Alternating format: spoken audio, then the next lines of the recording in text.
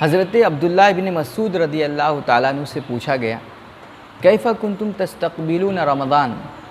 کہ بتائیے آپ صحابہ کرام ماہ رمضان کا استقبال کس طرح کیا کرتے تھے، آپ لوگ ماہ رمضان کی تیاری کیسے کرتے تھے؟ تو آپ نے فرمایا ما کان احدنا یجرؤ علی استقبال الہلال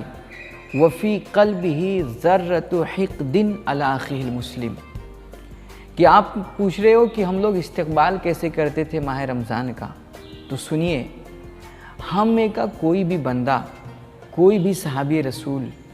ماہ رمضان کے چاند کو دیکھنے کی جرت تک نہیں کرتا اگر اس کے دل میں کسی مسلمان کے تعلق سے ذرہ برابر بھی بغض پایا جاتا، ذرہ برابر بھی اگر اس کے دل میں کسی مسلمان کی نفرت ہوتی، اس سے حسد ہوتا، تو وہ ماہ رمضان کے چاند کو دیکھنے کی جرت نہیں کرتا۔ یعنی کہ ماہ رمضان کی آمد سے پہلے ہم لوگ بغض، نفرت، کینہ، عداوت، حسد اور تمام طرح کی آلائشوں اور گندگیوں سے ہم اپنے دلوں کو پاک کر لیا کرتے تھے۔ ہم ماہ رمضان کا استقبال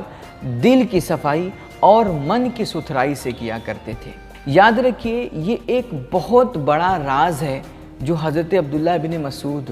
اس امت کو بتا رہے ہیں۔ اس راز کی وضاحت اور تفسیر ایک دوسری روایت سے ہوتی ہے جس کو حضرت فضیل بن عیاض رضی اللہ تعالیٰ عنہ نے روایت کیا ہے۔ آپ فرماتے ہیں لم یدرک عندنا من ادرک بکثرت صیام ولا صلاۃ وانما ادرک بسخاء الانفس وسلامت الصدر والنصح للامہ، کہ یہ ہمارے پچھلوں کو جو مقام حاصل ہوا ہے، انہیں جو اللہ نے بلندیاں عطا کی ہیں، انہیں یہ جو مراتب عطا کیے ہیں، یہ اس وجہ سے نہیں کہ وہ بہت زیادہ نمازیں پڑھا کرتے تھے، وہ بہت زیادہ روزے رکھا کرتے تھے، بہت عبادتیں کرتے تھے، اس وجہ سے اللہ نے انہیں یہ مقام عطا کیا، نہیں، انہیں جو اللہ نے یہ درجات عطا کیے ہیں وہ اس وجہ سے کیونکہ ان کے سینے بڑے پاک تھے،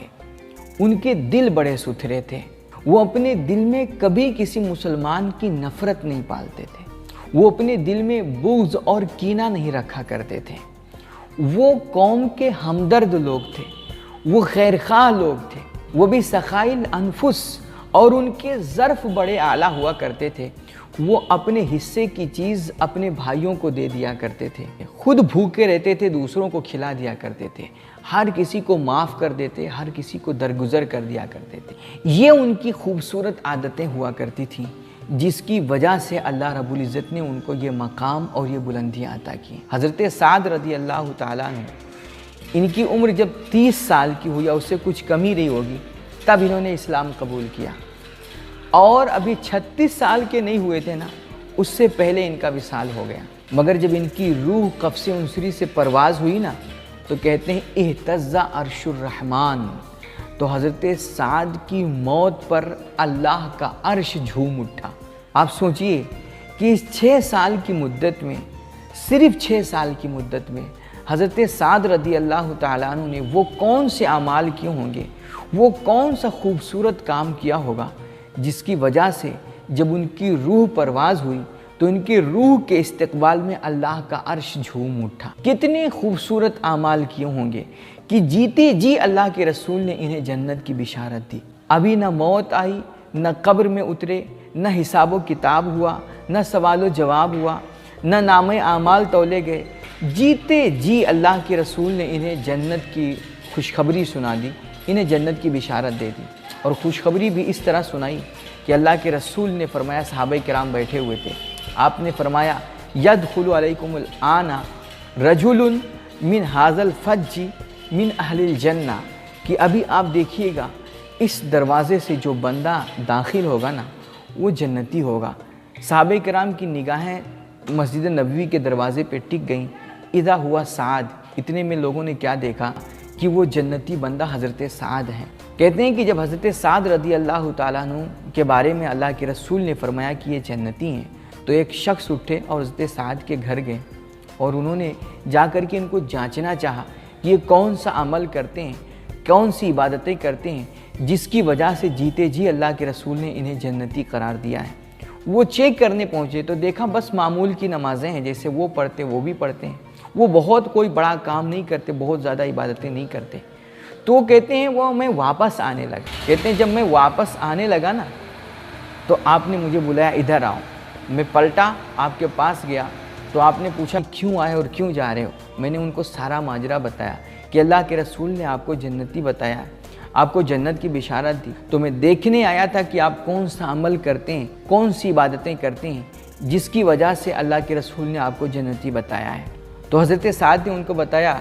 कि सुनो, मैं कोई ऐसी ख़ास इबादत तो नहीं करता, मैं बहुत ज़्यादा नमाज़ें तो नहीं पढ़ता, बहुत ज़्यादा तहज्जुद तो नहीं पढ़ता कि जिसकी वजह से मैं जन्नत का मुस्तहिक ठहरूँ, मगर हाँ मेरे पास एक ख़ूबी है जिसकी वजह से शायद अल्लाह के रसूल ने मुझे जन्नती कहा हो। कहा वो कौन सी खूबी है? तो आपने फरमाया कि मेरे सीने में जो दिल धड़क रहा है ना, इस दिल में मैंने किसी मुसलमान के ताल्लुक़ से नफ़रत नहीं पाली, इस दिल में मैंने किसी मुसलमान का बुग़्ज़ नहीं रखा। यही वजह है जिसकी वजह से अल्लाह के रसूल ने मुझे जन्नती करार दिया है। तो मेरे भाई, माह रमज़ान की आमद है।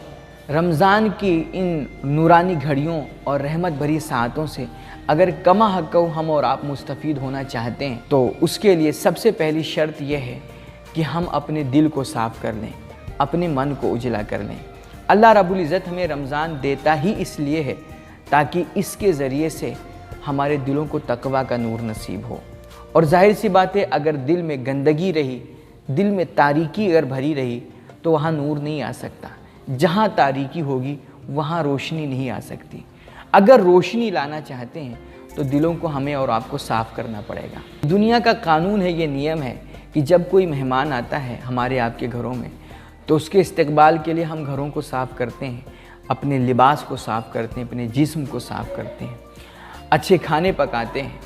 अल्लाह का मेहमान रमज़ान आ रहा है, उसके इस्तकबाल में जहाँ घर साफ़ करें, जहाँ मकान साफ़ करें, दुकान साफ़ करें, कपड़े साफ़ करें, बदन साफ़ करें, साथ साथ अपने दिल को भी साफ़ करें, अपने मन को भी उजला करें। कमा हक़ फिर हम रमज़ान की रहमतों और बरकतों से मुस्तफ़ीद हो पाएंगे।